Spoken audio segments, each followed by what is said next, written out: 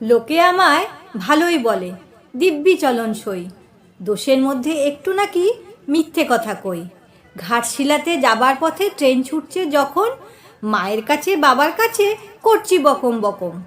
হঠাৎ দেখি মাঠের মধ্যে চলন্ত সব গাছে এক এক রকম ভঙ্গি ফোটে, এক এক রকম নাচে। ওমা, দেখো নৃত্যনাট্য। যেই বলেছি আমি, মা বকে দেয়, বড্ড তোমার বেড়েছে ফাজলামি। চিড়িয়াখানার নাম জানো তো আমার সেজ মেশর? আদর করে দেখিয়ে দিলেন পশুরাজের কেশর। কদিন পরে চুন খসানো দেয়াল জুড়ে একই ঠিক অবিকল সেই রকমই মূর্তি যেন দেখি।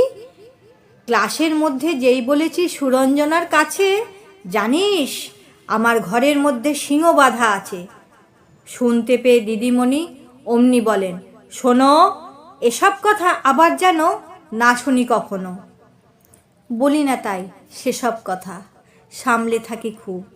কিন্তু সেদিন হয়েছে কি এমনই বেয়াকুব, আকাশ পারে আবারও চোখ গিয়েছে আটকে। শরৎ মেঘে দেখতে পেলাম রবীন্দ্রনাথকে। আজকে আমার নিবেদনে একটু ছোটদের কবিতা, কবি শঙ্খ ঘোষের মিথ্যে কথা কবিতাটি পরিবেশন করলাম।